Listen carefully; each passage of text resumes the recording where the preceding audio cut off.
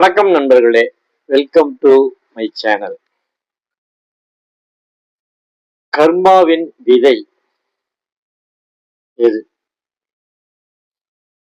கர்மா என்கிற சமஸ்கிருத வார்த்தைக்கு செயல் என்கிற பொருளாகும். உதாரணத்திற்கு கர்ம வீரர் காமராஜர் என்று நாம் சொல்லுவோம். அப்போ அவர் ஒரு செயல் வீரர் என்பதை குறிக்கிறது தான் அந்த கர்மாங்கிற ஒரு விஷயம். அது சமஸ்கிருத வார்த்தை. தமிழ்ல அதுக்கு செயல் என்று பொருள். எந்த ஒரு செயலுக்கும் ஒரு எதிர் விளைவு இருக்கத்தான் செய்யும். இன்னும் ஆழமாக புரிந்து கொள்ள வேண்டும் என்றால், எதை விதைக்கிறோமோ அதை அறுவடை செய்தே ஆக வேண்டும். நல்லதை விதைக்கும் போது நல்லதைத்தான் அறுவடை செய்ய முடியும். கெட்டதை விதைக்கும் போது கெட்டதை தான் அறுவடை செய்ய முடியும். ஒரு மாம்பழ கொட்டையை நாம் நட்டோம் என்றால் அதில் வேப்பம்பழத்தை பறிக்க முடியாது. நல்ல சுவையான ஒரு மாம்பழத்தை தான் நாம் பறித்து சாப்பிட முடியும். கர்மாவுடைய விதை எது என்று சொன்னால் நம்முடைய எண்ணங்கள் தான்.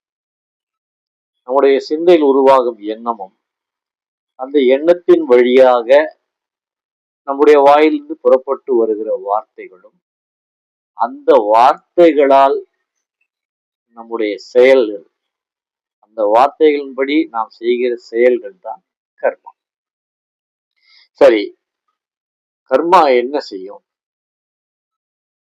கர்மா நம்முடைய நிழல் மாதிரி நம்மளை தொடர்ந்து வந்துட்டு இருக்கோம். கர்மா என்பது நமது செயல்களின் கணக்கு. நல்ல செயல் நன்மையில் முடியும், தீய செயல் துன்பத்தை தரும். நாம ஏற்கனவே சொல்லியிருக்கேன்.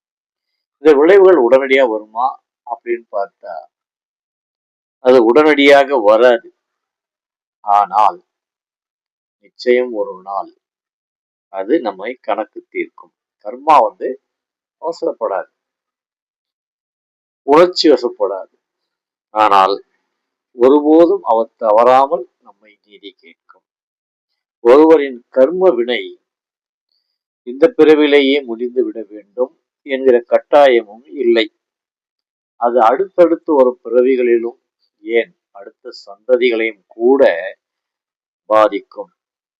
ஒருவரின் பாவ வினை அவருடன் மட்டுமல்ல, அவருடைய சந்ததியையும் விடுவதில்லை. கர்மா தாமாக வரும், ஆனால் துல்லியமாக வரும். அப்படியானால் கெட்டவன் ஏன் சந்தோஷமாக இருக்கிறான்? ஒரு தீயவன் செல்வம் சேர்க்கலாம், அதிகாரம் பெறலாம், புகழோடு வாழலாம். ஆனால் உண்மையில் என்ன நடக்கிறது தெரியுமா?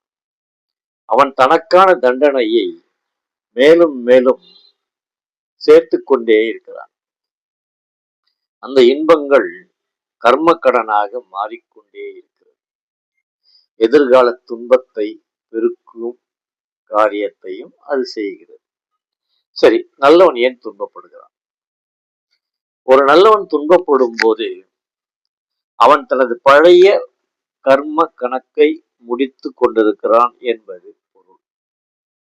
அவன் விடிவு காலத்தை நெருங்கிக் கொண்டிருக்கிறான், முக்தி பயணத்தை தொடர்கிறான், அந்த பாதையில பயணிச்சிருக்கிறான். துன்பம் தண்டனை அல்ல.